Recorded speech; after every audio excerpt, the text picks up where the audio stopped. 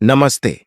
स्वागत है आप सभी का वर्सटाइल विजन्स पर, जहां हम आपको ज्ञान और कहानियों के अद्भुत सफर पर ले जाते हैं। आज हम बात करेंगे एक ऐसे पुराण की जो हमारे धर्म, संस्कृति और जीवन के मूल तत्वों को समझने का अद्भुत माध्यम है। विष्णु पुराण के पहले खंड के 2 प्रमुख अध्यायों के बारे में। क्या आप जानते हैं कि विष्णु पुराण में इस संसार की उत्पत्ति कैसे हुई थी? वीडियो को अंत तक जरूर देखिए, क्योंकि यहां आपको मिलेगी रोचक जानकारी और प्रेरणा। तो बिना देर किए चलिए शुरू करते हैं विष्णु पुराण के पहले खंड के पहले 2 अध्यायों के साथ और समझते हैं इसका ज्ञान और अद्भुत रहस्य। विष्णु पुराण भारतीय धर्मशास्त्रों में से एक प्रमुख पुराण है। इसे महर्षि पराशर द्वारा रचित माना जाता है। यह पुराण भगवान विष्णु को समर्पित है और संसार के सृजन, पालन और संहार के विभिन्न पहलुओं को विस्तार से समझाता है। विष्णु पुराण को 6 खंडों अंशों में विभाजित किया गया है और इसमें 23,000 श्लोक हैं। विष्णु पुराण के प्रमुख विषय एक सृष्टि की उत्पत्ति, क्रिएशन, ब्रह्मांड की रचना और भगवान विष्णु के विभिन्न अवतारों का वर्णन, प्रकृति और पुरुष की व्याख्या। 2 भगवान विष्णु के अवतार, विष्णु के दशावतार, मत्स्य, कूर्म, वराह, नरसिंह, वामन, परशुराम, राम, कृष्ण, बुद्ध और कल्कि का उल्लेख, हर अवतार का उद्देश्य और उसकी कथा। 3 पृथ्वी का पालन, भगवान विष्णु के द्वारा पृथ्वी की रक्षा और धर्म की स्थापना, राजा पृथु और अन्य राजाओं की कथाएं।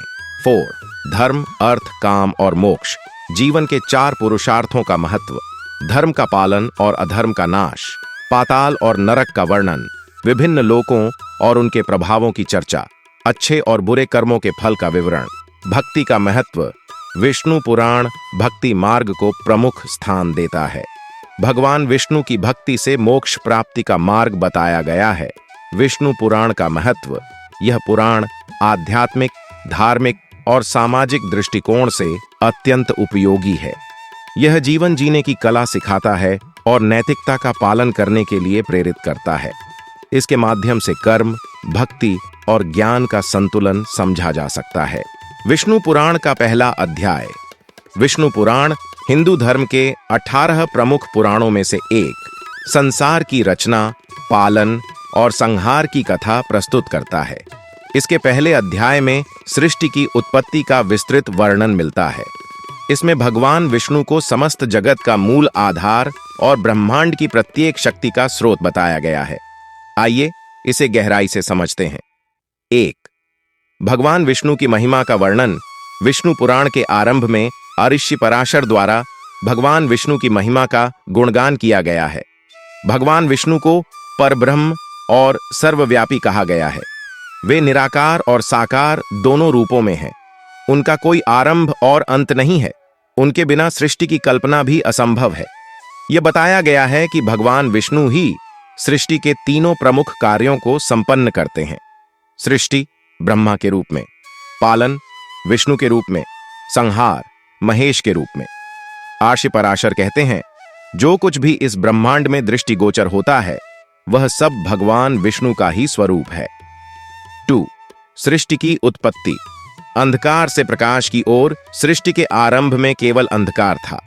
यह अवस्था प्रलय के बाद की थी। भगवान विष्णु योग निद्रा में लीन थे। उस समय न तो धरती थी, न आकाश और न ही समय का कोई माप। जब समय आया तो भगवान विष्णु ने सृष्टि निर्माण का विचार किया। 3 विष्णु के नाभि से कमल का प्रादुर्भाव। भगवान विष्णु की नाभि से एक कमल का फूल उत्पन्न हुआ। इस कमल के भीतर ब्रह्मा जी प्रकट हुए। ब्रह्मा जी ने पहले चारों दिशाओं को देखा और भ्रमित हुए। उन्हें नहीं पता था कि उनकी उत्पत्ति कैसे हुई है। तभी उन्होंने भगवान विष्णु को देखा और उन्होंने ब्रह्मा जी को सृष्टि निर्माण की जिम्मेदारी सौंपी। 4 पंचमहाभूतों की रचना। ब्रह्मा जी ने भगवान विष्णु के निर्देश पर पंचमहाभूतों पृथ्वी, जल, अग्नि, वायु और आकाश का निर्माण किया। इन 5 तत्वों से पूरे ब्रह्मांड और जीव जगत की रचना हुई। ब्रह्मा जी ने विभिन्न प्रकार के प्राणियों की उत्पत्ति की। देवता, मनुष्य, असुर, जीव जंतु, पेड़ पौधे। ब्रह्मा जी ने समय, काल, दिन रात, चंद्रमा और सूर्य की गति का निर्धारण किया, जिससे जीवन का क्रम बना। पांचवां प्रकृति और पुरुष का सिद्धांत। विष्णु पुराण में सृष्टि की रचना को प्रकृति, माया और पुरुष विष्णु के सिद्धांत से समझाया गया है। प्रकृति सृष्टि की वह शक्ति जो भौतिक पदार्थों को बनाती है, इसे भगवान विष्णु की माया कहा गया है। पुरुष आत्मा या चैतन्य जो प्रकृति को संचालित करता है, इसे भगवान विष्णु का स्वरूप कहा गया है। इन दोनों के सामंजस्य से ही सृष्टि की रचना संभव है। 6. काल और समय की अवधारणा। विष्णु पुराण में काल, समय को सृष्टि का सबसे बड़ा कारक बताया गया है। समय के बिना सृष्टि की कल्पना असंभव है। भगवान विष्णु को ही समय का स्वामी माना गया है। समय के 3 रूप बताए गए हैं: भूत, अतीत, वर्तमान, भविष्य, भविष्य। भगवान विष्णु के निर्देश पर समय चक्र ने गति पकड़ी, जिससे दिन रात और ऋतुएं प्रारंभ हुई। 7. विष्णु की त्रिगुणात्मक शक्ति। भगवान विष्णु की 3 शक्तियों का उल्लेख किया गया है जो सृष्टि को संतुलित रखती हैं। सत्व गुण जीवन को बनाए रखने वाला, रज गुण सृष्टि रचने वाला, तम गुण विनाश और पुनः निर्माण के लिए आवश्यक। इन 3 गुणों के माध्यम से ही सृष्टि का चक्र चलता है। 8. शिक्षा और संदेश। विष्णु पुराण के पहले अध्याय से हमें यह महत्वपूर्ण शिक्षाएं मिलती हैं। 1. भगवान विष्णु ही इस संसार के आधार हैं। 2. सृष्टि की हर छोटी बड़ी चीज उन्हीं से उत्पन्न हुई है। 3. प्रकृति और आत्मा का संतुलन बनाए रखना आवश्यक है। 4. समय काल का महत्व समझकर हमें अपने कर्मों पर ध्यान देना चाहिए। 5. जीवन का चक्र अनंत है, लेकिन इसका संचालन ईश्वर की कृपा से ही होता है। विष्णु पुराण का दूसरा अध्याय सृष्टि की विस्तृत प्रक्रिया, ब्रह्मांड की संरचना और जीव जगत के निर्माण पर केंद्रित है। यह अध्याय सृष्टि के विभिन्न स्तरों, लोकों और जीवों की उत्पत्ति की कहानी को गहराई से समझाता है। भगवान विष्णु के आदेश पर ब्रह्मा जी द्वारा रचना कैसे आरंभ हुई, इसे भी विस्तार से बताया गया है। एक ब्रह्मा जी की उलझन और भगवान विष्णु का मार्गदर्शन। जब ब्रह्मा जी कमल के फूल से प्रकट हुए तो वे सृष्टि निर्माण को लेकर उलझन में थे। उन्होंने चारों ओर देखा, लेकिन सृष्टि की कोई स्पष्ट योजना नहीं दिखी। उन्होंने तपस्या की और उनकी तपस्या के फलस्वरूप भगवान विष्णु प्रकट हुए। भगवान विष्णु ने ब्रह्मा जी को सृष्टि निर्माण की प्रक्रिया समझाई। 5 महाभूतों पृथ्वी, जल, अग्नि, वायु, आकाश का उपयोग करें, मन और इंद्रियों का निर्माण करें, जीवों को जन्म देने के लिए प्रजापतियों को उत्पन्न करें। डू सृष्टि के भौतिक तत्वों का निर्माण। ब्रह्मा जी ने भगवान विष्णु के आदेशानुसार सृष्टि निर्माण आरंभ किया। वेक 5 महाभूतों का निर्माण, पृथ्वी, जल, अग्नि, वायु और आकाश को क्रमबद्ध रूप से उत्पन्न किया गया। ये तत्व सृष्टि के भौतिक आधार हैं। 2 अहंकार का उद्भव। सृष्टि में अहंकार, अहम की भावना उत्पन्न हुई, जिससे जीवों का आत्मभाव प्रकट हुआ।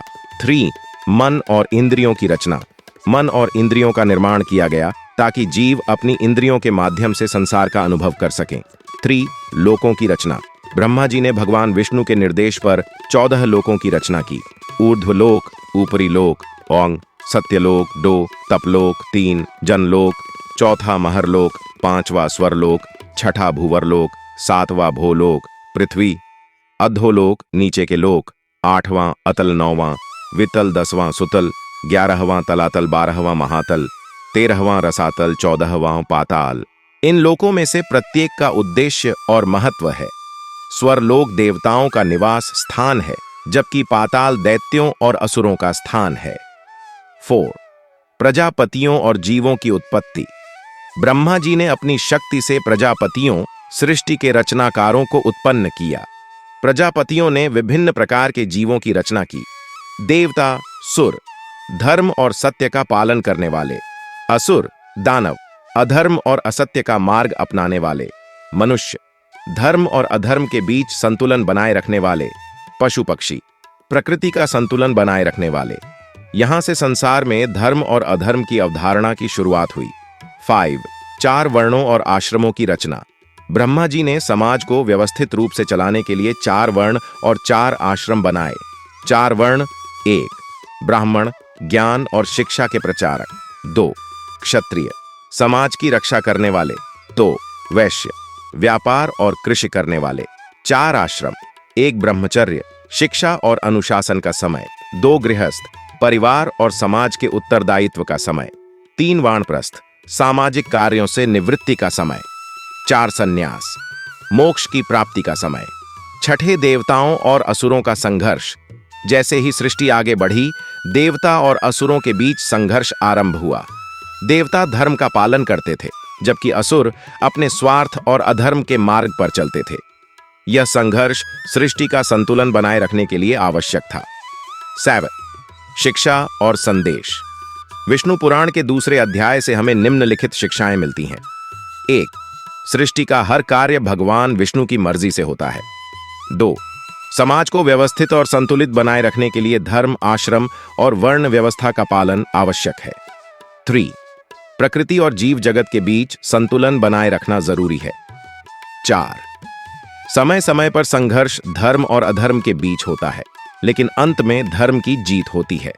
यह अध्याय यह भी सिखाता है कि भगवान विष्णु के बिना सृष्टि की कोई दिशा नहीं है।